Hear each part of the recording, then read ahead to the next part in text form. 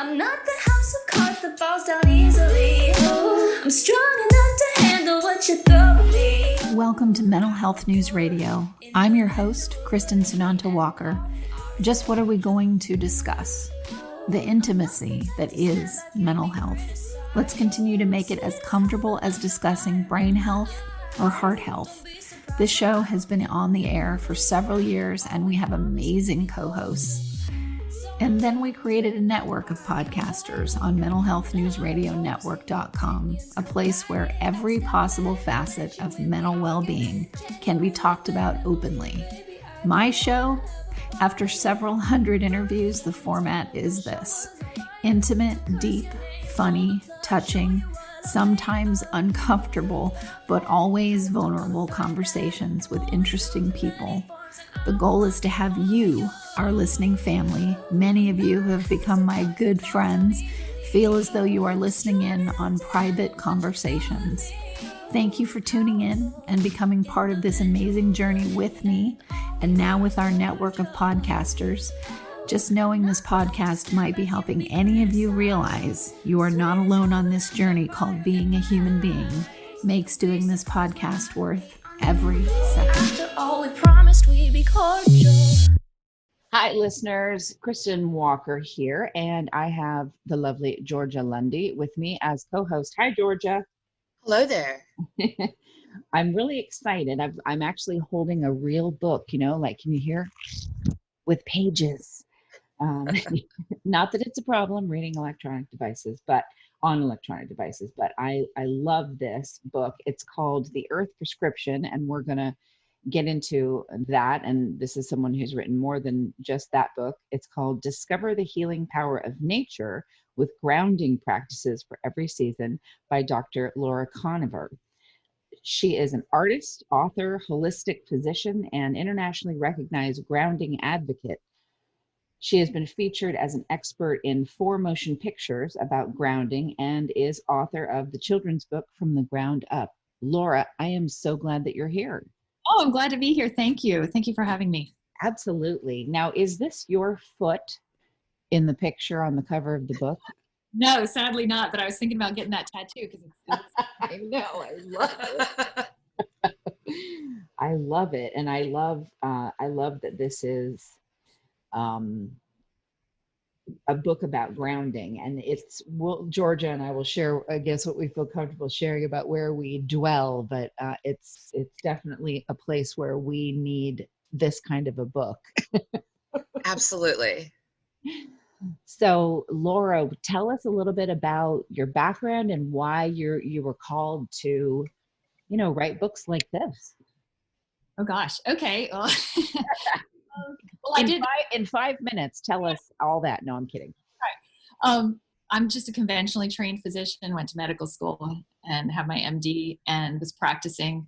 And it's the oldest story in the world because I became a mom and I just stopped seeing people as these patients that you could just pop in for 15 minutes and write a prescription and they leave and you don't care about them. Like once I became a mom, I just was obviously really aware that holding my baby, this is a complete soul. And then when I went back to clinical practice after having her, I started realizing like every single person walking in the room, that's somebody's baby. And I mean, that sounds silly, but it definitely changed. I started getting really nauseous at practicing conventional medicine. I remember I had a patient, and it's just so intimate. It was just a GYN exam and she wanted birth control pills and it was a normal 15-minute thing I'd done, thousands of times. But she left and something in me, I just felt, I don't really know this human being that I just did this exam on and gave a prescription for. I don't know if she's safe. I don't know who her partners are, and I actually went in the bathroom and vomited.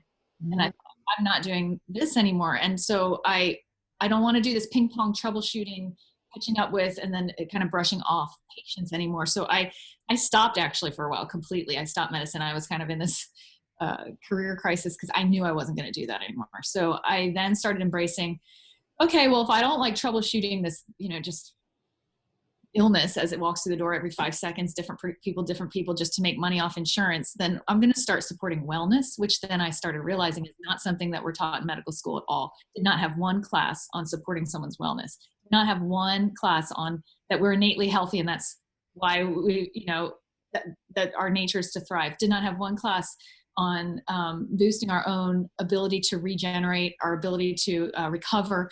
And it just started dawning on me. All I learned was kind of crappy ways to manage illness. So anyway, to sum that up, I then started embracing some, holistic medicine for its ability to maintain and boost wellness, which then makes you resilient, which makes any health challenge more manageable because you're healthier in the first place. And so that's where then after a long period of embracing holistic medicine, I really began to see that grounding was the one healing modality that treated everything, which I'd love to go into. Yeah, absolutely. Absolutely. I want to throw a question to you, Georgia, even though I know you don't like me to put you on the spot, but I just want you to tell me why this book called to you and, to your mom, if you feel like you can speak for her. Well, I grew up a bit differently, I guess. I mean, but we're at a point where I grew up with a mom who was very into nature. We would pull over on the side of the road and pick flowers and pick up rocks and on our travels, and she instilled in me that this connection to the earth is important to us. And even though our spiritual sides are a bit different, our paths, what she's taught me has led me one way, which she totally respects, and my mom's in the church, and that's great. But it has become this part of almost my soul that I need to connect with the earth. And I even raised my daughter in a way that, I've tried to make sure that that's very well instilled in her as well. Let's respect this earth, and we are a part of that. And that connection, that grounding, I've personally always used a lot of grounding in my meditation, or even just trying to try to get out of my head, considering I have all these little mental health things going on in my head. And I just feel it's extremely important. And I love with this book how it's also catered to the family. There are so many children's activities in this, and I think it's just phenomenal. Thank you. Absolutely. And, I was thinking about this too. We have another show called Digital Distraction, and I didn't even get this, but we're focused a lot on this network. And then, with me personally on, because I have really a lot of pain in my hands from being, from running 3 companies on my phone, from being on a computer for 25 years of my life. So I'm very into, oh my God, let's get off the screens. Let's get off the devices. You don't have to take a picture of everything. You can actually take a picture with your mind and get out there. So I'm sure this is all resonating with you, Laura. Oh my gosh. Yes. Yeah, absolutely. Well, in terms of, putting the book out and changing, society tends to look at, oh, you're a doctor. Well, you're living the life. You're the cream of the crop. Mm-hmm. So when you took, put that, obviously you utilized what you've learned in that realm to do this different thing, but did you have some people go, have you gone mad? Oh my gosh, all the time. And even though that was now 18 years ago, I had my first child. No, but especially right then when I just stopped without any kind of plan to return to medicine, it was, oh my God, that was 12 years of your life. And of course I have, student loans that, still paying off, that kind of, so it was just insane. And maybe, but I'm still glad I made that choice. So yeah. Yeah, absolutely. How about, how about family and yeah, that's who I heard it from. Okay. It doesn't end, because I'll tell you, and just full disclosure, even to this day, I have an active medical license, and I have a blog and I write articles and I have a magazine column and that kind of thing. And I was just giving good, sound, holistic advice that you can't go wrong with, especially during this pandemic of, yes, air, ventilation, UV exposures being virucidal, and so being very good to get outside, vitamin C, probiotic, things that boost your immune system. And even now, not so much from family anymore, but Federal Trade Commission is issuing letters. You can't recommend vitamin C. You can't recommend probiotics. You can't recommend, I just, wow. never, ever ends. I've had 20 years now since I've graduated medical school. And I see physicians get away with absolutely such inappropriate things, from prescriptions that are not appropriate, that harm, interventions and surgeries they didn't really need that harm, to weird things like, dating their own patients, weird stuff, right? But I'm sitting here just from my heart, not making a penny from it, just saying, there's some vitamins that they're actually being studied. And I gave links in the medical literature. There's like 15 trials right now looking at vitamin C with, COVID-19. Yeah. I've heard that. Not pulling it out of nowhere. I mean, looking at the medical literature. Right. Still, slap on the wrist down. I do not blog about this pandemic anymore. I will not. It's not worth it. I can't. I'm muzzled. So yeah, I mean, not just from stepping away from conventional medicine, but as I do that, then being more and more criticized while conventional doctors just run scot-free. Wow. And that doesn't surprise me at all. I've had many a show on that topic, but I think it's interesting during COVID. We have a geneticist who's part of our network, Dr. David Vigorous, and he is part of the team that is working on, finding a vaccine and all of these things for COVID-19. And, he's the one who said to me, hey, up your vitamin C and a few other things that he's said on shows already, but he's not under that same, because he's not an MD, Yeah. That's Exactly. I'll be honest, I have such a frustration with the medical doctor, or like the doctor community, the conventional doctors. I dealt with Lyme disease for several years. And as a doctor, I'm sure you know that doctors generally just don't want to touch it. Yeah. I found one PA that was so just helpful. I mean, there's only so much she could do, but she would at least listen. And it was so, the fact that I ran into this, it's almost like a wall, nobody cares about the wellness side of it. Nobody cares about, what other part other than these prescriptions can we do? Mm-hmm. Yeah, because that's a long-term thing that you want to treat for a long period of time. And, if they can't give you an antibiotic or whatever, and you're fine 2 weeks later, then there's no long-term interest in helping. Exactly. Yeah. Yeah. Well, let's talk about grounding, because you are the expert here. So how do we start with, grounding 101? Well, I appreciate you just taking it back to basics, because I, similar to Georgia, first thought of grounding, and still do. I mean, it's very important spiritually to ground, center your awareness, drop your awareness down out of your head into your heart space, use it as a meditative tool. So I 100% embrace that. But I also, when I do these interviews, want to be really clear that when I'm speaking medically about grounding, I'm talking about the actual body, any part of your body touching any surface of the earth, physical contact outside. And so that's the scientific term I'm using when I'm talking about grounding.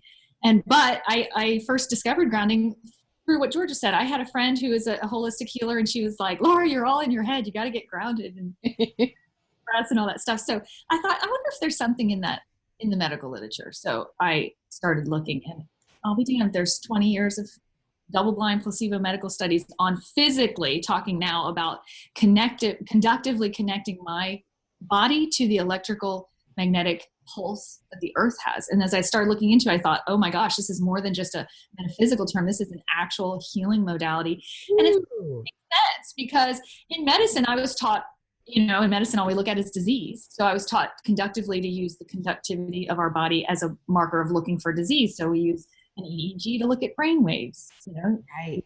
EMG to look at how muscles function. We use an EKG to look at your heart rate and your heartbeat and your heart rhythm, and to see if your heart's healthy.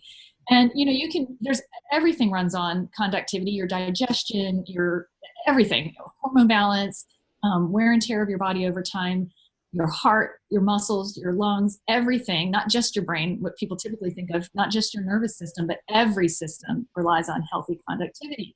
But we never, just like in medicine, ever talk about that that's actually a healing modality too. It's not just that I'm going to look at the body electrically and then kind of see just only the problems. I can actually use that as an avenue of health and healing. And so this is the part that we're just starting to embrace, and hopefully my lifetime will really become not just a modality to detect illness, but an actual treatment to boost wellness, which is go outside and conductively touch the earth. And so just grounding 101 is physical contact with the earth, because the earth pulses Schumann resonance, which is basically, I think of it as the earth's heartbeat. It is this resonant energy electromagnetic field that pulses out. And when we send people to space, we send them with this frequency so that they're grounded and centered and they don't have withdrawal from being bathed in this frequency. And so, our human body, so we obviously, like everything on the earth is grown from the earth, and only recently with plastics and shoes and insulation and rubber tires on cars and that kind of thing have we stopped ever touching the earth. Like you can even camp and never once actually Earth. I know, that's so true. That is that's true. Right? So people think, and there is benefits to nature even if you don't touch, but I am talking about actually linking my body with every single cell in my body that is conductive and waiting to receive something. If that's not like God telling me that there's supposed to be contact, I don't know what is, because our body has evolved to literally have every single cell waiting to conduct something. And the yin and yang to that to me is the earth literally is a ball pulsating with life that's spinning through space. And I've talked to multiple astronauts who stood on the moon and looked at that earth and said, that is the only color in the whole universe. It's all dark. You see this earth. And I can't tell you the need, the craving I have to return to that and kiss the ground. You know what I mean? Like it's but we'll spend days, weeks, months, years, even lifetimes now with plastics completely disconnected and not physically touching it. So I guess in a one sentence nutshell, grounding 101 means go outside and touch the actual earth with your skin. And I love this. I love it. There's actually someone here that walks barefoot all the time, and I dig it that she does that. I like to do that too, but not when it's super hot. But that means, Georgia, you're going to have to get rid of your Crocs. You know, I take them off every time I sit down somewhere. I know, I'm totally. I have to touch the earth. You're right. Teasing you. So yes, touching the earth, obviously, and this is so up my alley too. Everything that you're saying and talking about. What can we, is there something, since people like to wear footwear, and this is such a basic question, but hey, we're in Grounding 101, so it's okay. Are there materials that you could wear that at least put you closer to touching the earth, than rubber-soled shoes? Well, I would think, I guess I'm going to ask kind of more specific to that. Like the Birkenstocks, they tend to have the Crocs in not the Crocs, excuse me. They tend to have the cork, I believe, as the soles. Are those better?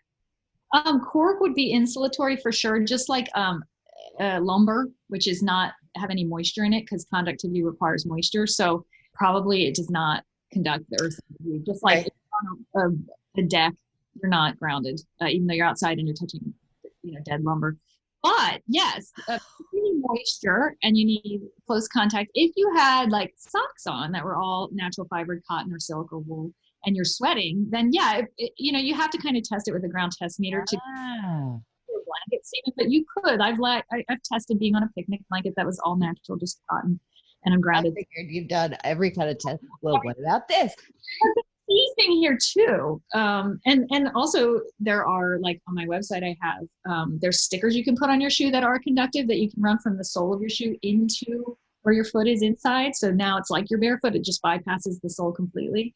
So if you want to wear hiking, soccer cleats, whatever, you can still be grounded. So there's other ways around it. And then on top of it, here's what I really like to tell people: everyone thinks it's about being barefoot, and I'm not offended by it, but I find it so limiting because I've had patients with mobility issues. Not everyone walks. Not everyone can even be healthy enough to go outside. So it's very flippant to me for everyone to just be like, go barefoot. Like that's insensitive because a lot of people have different conditions where they can't, right? Or they don't have any green space at all. No safe green space. You live in the city and it's just not even safe. You don't want to take your shoes off.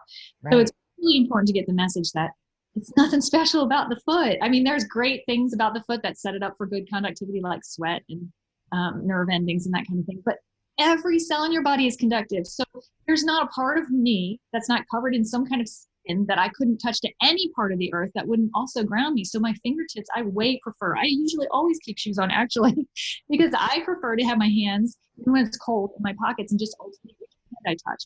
And I do like to garden. And so I get down on the ground often, but when I'm just walking around, I way prefer to touch a leaf on a tree, for example. Right. Or, Right. sometimes it's safer, especially in urban environments, to look down and just see the clarity of sidewalk, concrete, cement, and touch that, as opposed to like, you don't know what's been sprayed on the greenways and, what broken glass might be there, but I can see easily sidewalk. And so all cement sidewalk is also conductive, and I can touch that. Sometimes I'll just sit on a street curb and just put my hand there, while I'm scrolling through my phone or whatever. That is so freaking cool. I'm so glad you're explaining this in this way, because not everybody, I have a weird thing. I don't think I've ever said this on the air. So this is funny because I pretty much tell everything. I have a weird, probably OCD thing where I do not like things in between my fingers or my toes. If there is it's like Princess and the Pea. If there's one, and listen, I was a total tomboy. I still am in many ways. I got a horse, a donkey, a bunch of dogs. I'm living a great life. I didn't think I couldn't even have fathomed, but I still don't like to have grit in between my toes and my fingers. Yeah. So I even just recently tested, I wanted to see in a city environment, can I go through my whole day grounding off and on? And you absolutely can, from the basement of your building, if it's on a slab, if it's dirt, if it's concrete, if it's cement, that, when you're doing laundry in the basement, you can be grounded, all the way to walking down the sidewalks, as we talked about, are grounded. 2, I recently tested a crosswalk, the little button you push in the metal pole, which is bolted into the sidewalk. I touched that with my finger and I tested, and that's also grounded. So I could be wearing a business suit and plastic from head to toe because it's raining, so I got an umbrella and everything, and I just touch with my finger that metal pole of from a sign or a crosswalk, and I'm grounded then too, and no one even knows what I'm doing as I'm just waiting to cross the street. So I'm thinking, wow, your own little sort of sneaky hidden wink. I'm grounding right now. Yeah, totally. My mom goes on her walks every morning, and this has started thanks to your book. She goes on her walks, and she has a special tree that she just stands, and she says, she's even shown me a picture of it, of where a limb has been taken off, and she puts her hand on it and she just meditates with the tree. It's great. That's awesome. Having like a favorite tree that you can develop a relationship with for literally years and go any season and be bundled up or whatever. I love that. Oh my God. There are a lot of great trees here on this property that Georgia and I are at, but there's a really great tree where everybody has buried their animals that have passed on. Yes. Ooh, that would be a great tree to do. Anyway, yes. And I'm on page 94. I have tagged and flagged and marked this book up, and you literally just sent it to me. So it's getting good. But I love release through a fire pit ceremony, because you know what? It was so important for me. I went out in the I went out in the backyard, and there was a fire pit there that really became a planter for weeds. And I'm like, that's too close to the house. It's too close to what can burn, because I literally am backed into like a jungle, basically, which is great. It's deafening, the bugs at night that you hear out there. It's beautiful. But I moved the fire pit to the front of the house, and that was a big deal to make that happen. Everybody else was like, you just moved. Like, don't you need to care about this or that? I'm like, no, the important thing is moving the fire pit. Awesome. Absolutely. So location. Exactly. I want to sit out there and I want to do this ceremony, this release through a fire pit ceremony. And I love that these are so family friendly. Like, these are great for scouts. I was a spiral scout leader for a period of years when my daughter was younger, and this would have been amazing, these little activities. Oh, thank you. I appreciate it. Yeah. I mean, half of them I definitely invented with my kids, because then once I understood after becoming a mom, like, we really want to protect our wellness as well as troubleshoot any illness, of course. So then that just became our life. When we had a little mud pit area, we always had a hose or sprinkler running. We always had gardens. We always, so yeah, so that's where I got most of the stuff in the book, is just doing it with my kids. So I appreciate you pointing that out. Awesome. Can you talk about the mental health impact? Actually, we definitely go into that now, because who isn't impacted by absolutely rest of the world right now with this pandemic, and grounding for sure addresses pretty much every single response our body can have when it goes under stress. So I'd love to talk about that connection. Yes, please, because this network is Mental Health News Radio Networks. So that's You can go into detail in how grounding helps with anxiety, trauma. yes, please. Slightly different depending on, but if you wanted to start with anxiety, because this pandemic, I mean, I've already been in medical conferences now talking about how, and it's not even done, obviously, but even just already with healthcare workers and frontline workers dealing with PTSD from the pandemic alone. Right. Really going to have ripple effects for a very long time. And if you have a history of trauma or any kind of, anxiety or depression or PTSD, then this pandemic is likely worse because your body is primed to react, right? You're in a reactive mode after you've gone through something that's taken your breath away. So you're probably experiencing this even worse than people who might be this might be the first time anyone's ever struggled. Some people, but when you've had a history, this is just a trigger that re-triggers something that's already there. So, the first thing our body does when it goes through trauma or stress or anxiety is the heart rate, it's that fight or flight, right? Our heart rate starts booming. We start holding our breath. We don't oxygenate as much. Our muscles get tense, cortisol, stress hormones go up. And it's just, that's short term even. And even just that short term response, grounding, can absolutely help mitigate every single one of those things. So, and when I talk about, I don't necessarily think we have time to go into every single medical study, but on my website, I have all these grounding studies listed. So when I say touching the earth immediately decreases muscle tension, I'm not just saying like, I think it does. I'm saying there's been a double-blind placebo study looking at your EMG, showing that when you step barefoot on a grounded surface, your trapezius muscles up that cause tension headaches and teeth grinding and all that stuff instantly drops. So and if you ever want like specific examples, but trust that when I'm saying these, there's medical studies to back it up. But so immediately, like I said, if you get grounded, muscle tension throughout your body immediately and instantly drops. Your heart rate starts to become supported. Your heart rate variability, which is a marker of heart health, is increased. Your oxygen increases. Your digestion. So think about all the things that stress and anxiety cause: stomach issues, muscle tension, heart rate, nausea, all that stuff. Because you're in fight or flight, well, when you ground, you get back into rest and digest. It kind of gives your body the feedback that you're okay. There's something here bigger supporting you. Your heart rate gets normalized. Your oxygenation returns. Your cortisol starts to lower over time. Your muscle tension immediately lowers. Your digestion is boosted, so you don't have as many stomach issues. People get reflux and heartburn and all that kind of stuff from chronic anxiety. So that's just short term. Then long term, your sleep gets deeper, your mood is brightened. There's a lot of long-term effects to being grounded that also help you become more resilient and release trauma and stuck tension that's inside of you from anxiety, from what we're going through. So that's the first overview at first blush. I know. And I'm sitting here thinking somebody, meaning me, is going to go shopping on your website as soon as we're done with this interview. I'll be honest. I have been known to, I'll be laying in bed and I can't sleep. And because I deal with such levels of anxiety already, I've been known, there is a tree. I used to have a tree out in my front yard and it had to come down. So I now go sit outside in the middle of my front yard. And this was like 3:00 in the morning. I couldn't sleep. I turn off the front lights outside and I go sit on this is now my new seat, because I'm going to, and then I put my feet onto the ground at the base. Mm-hmm. And I like to sit under the stars, because it's how I can bring my heart rate down from my anxiety even. Mm-hmm. When you're having that feeling like, am I having a heart attack? No, this is anxiety. I need to figure out what this is, right? Or do something about this.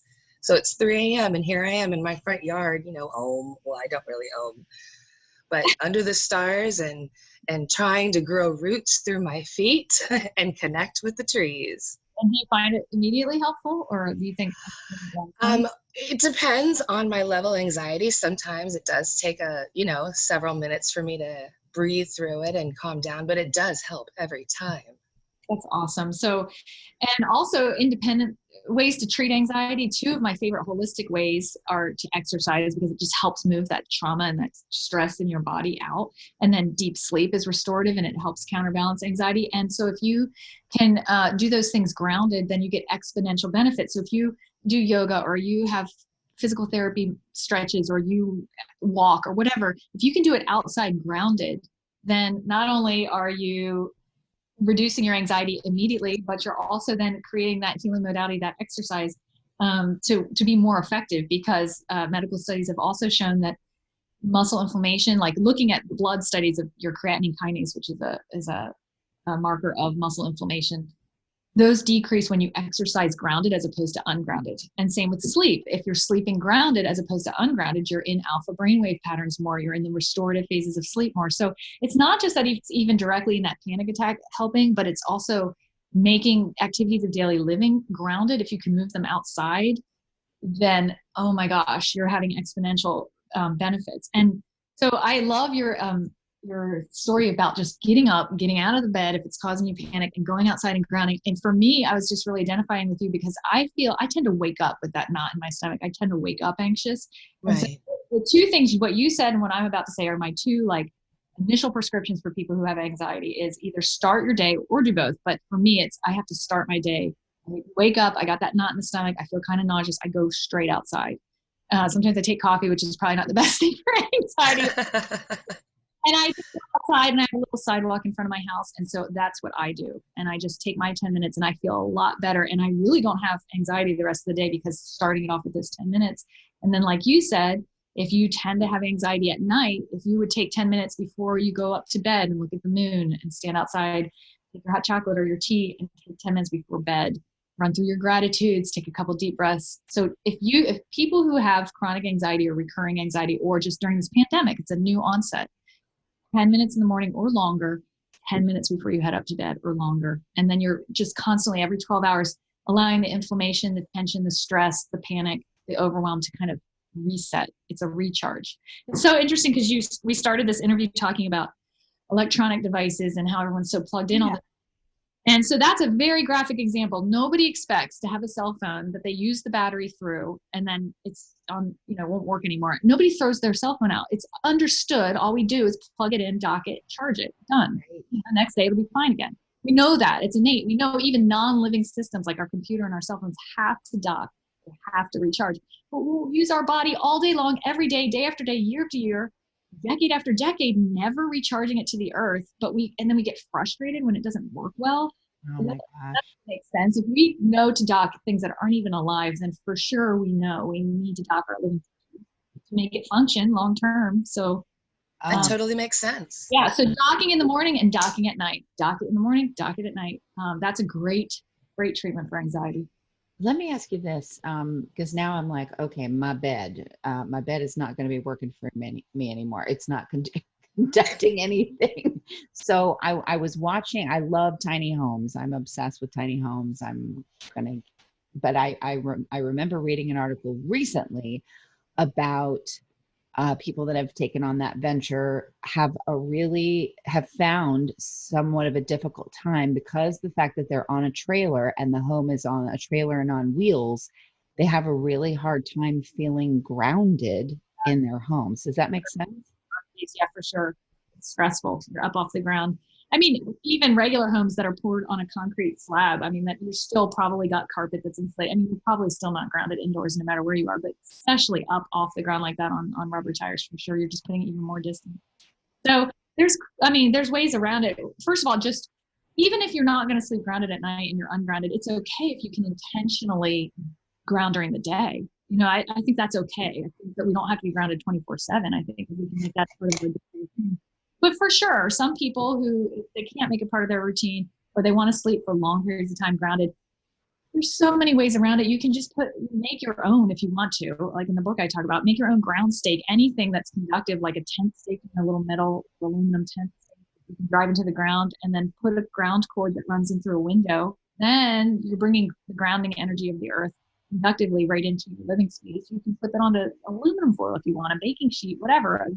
Metal, it's that screen from a window that's softer than, like, nobody wants to sleep on a baking sheet, but you could put. I'm sitting here thinking my partner already thinks that I am weird. Okay, yeah. So, but I personally think it's good to go outside and connect to the earth every single day. But again, there are plenty of people who haven't been grounded for 50 years, so they definitely want to reverse and treat long-standing chronic inflammation in their body. So it does behoove them probably, if they're going to lay in bed for 7-8 hours, to make that grounded, make that sleep more. So, I mean, there's applications, but yeah, your partner got to be open to it, because He'll be fine. It'll be hilarious, but he'll be just like, okay, one mistake, I'm adding it to the list of weird things. ways you can ground your mattress, and grounding sheets and grounding mattress panels and grounding bedrolls. So there are like more pretty ways to do it, but I don't want people to feel like the main message is that they have to buy a damn thing. I want them to know Earth is right there, and you can make your own if you have to. I mean, really, truly, I don't want it to be about Right. That's one of my pet peeves about this industry, is that it was it's got a lot of, it's product driven. And what I don't like about a lot of the products is most of them are so stupid, because they're made out of plastic, leatherette vinyl, or this polyester sheet. What? We're like reaching out to the earth to help heal us, and we're going to put something that's going to sit in a landfill for 500 years. So I don't like a lot of the stuff that's out there. So that's why I kind of encourage people to either, I mean, obviously I'd love if you visited my website, because I do organic hemp-based fabrics and stuff, but even beside that, just make your own, or just make it a daily practice, morning and night. Anyone can. I always think, like, if nothing else, wherever I'm sitting, I don't have to walk around without shoes, but I tend to have, if you have the ability to just, especially in the summer, slip your feet out while you're sitting down somewhere at a, if you're on a bench, you don't have to walk around with all the crazy, you don't know what it is everywhere. You can just, for a moment, just ground, take your feet out, and I connect with the earth, with the concrete even. It's awesome. Really awesome. I noticed that I tested my garage. That's my favorite place to ground. And that's not even technically outside. So my thing is, I hate cold. I don't mind if it's hot and sweaty, but I cannot do cold. I'm such a wimp.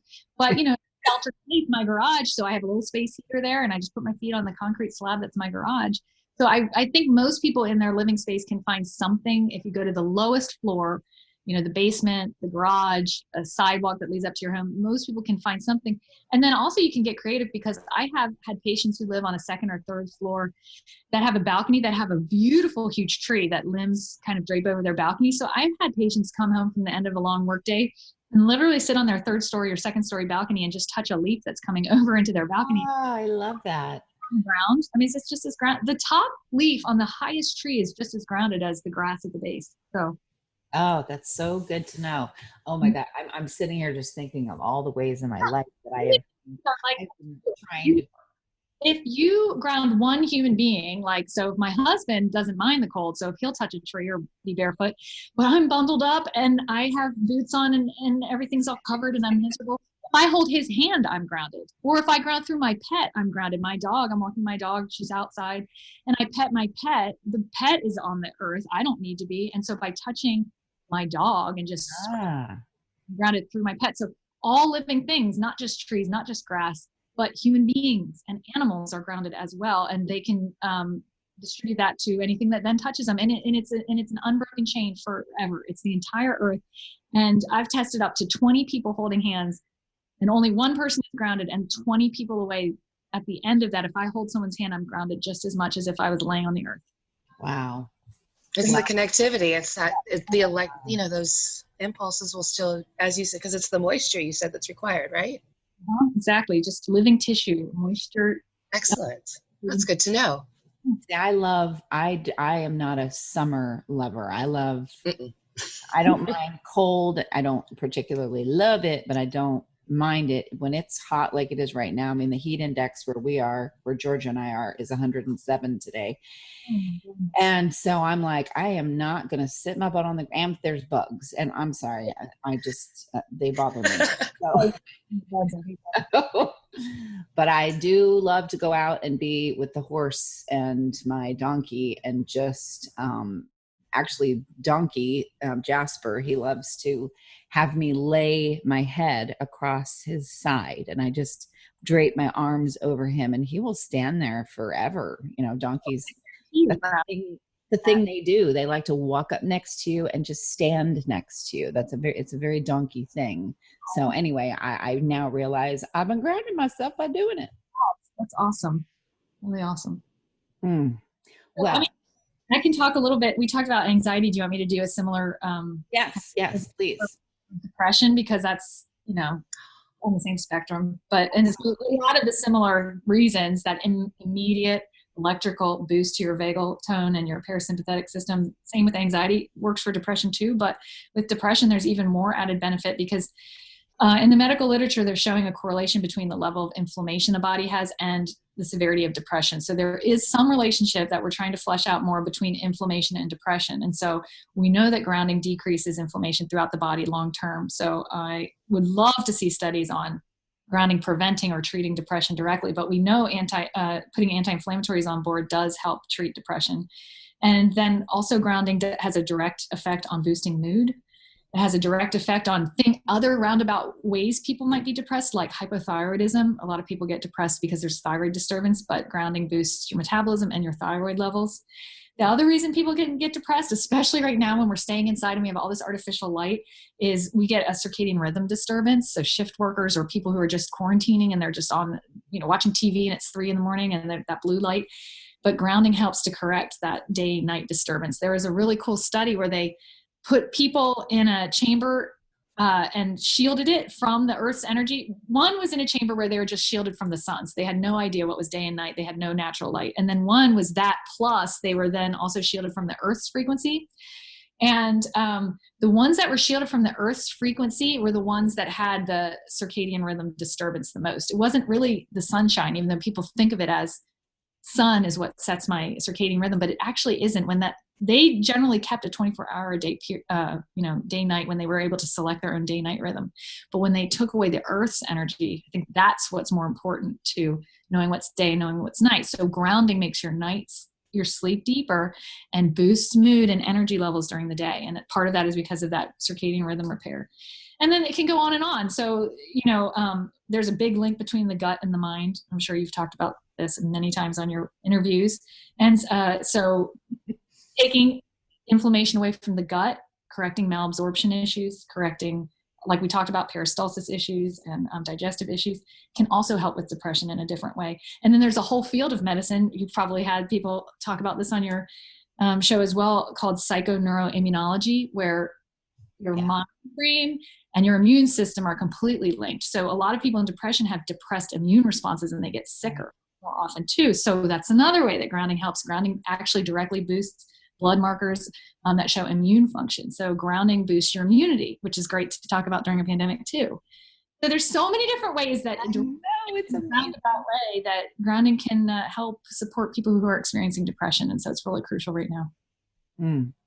I love this. Okay. And I can't stand it anymore either because I know what the website is and I know listeners are like, what is the website for her? So please share with us what it is. Sure. Okay. I'd love to. It's intuition-physician.com. Intuitionphysician.com. Easy peasy. I've got a final question for you. I'm not asking you what's your 5-year plan. I don't mean it that way. What are you doing, with what's going on in the world right now? What's the next move or the grooving into? You're going to write another book? Are you getting ready to do documentary, or what's sort of on the plate for you right now with everything that's going on? Well, first of all, I am taking a tiny step back because of this. I feel very muzzled, and it was very discouraging to be told not to talk about, ways to help people survive a pandemic. I mean, that's ridiculous. So it did take me back a little, took the breath out of me.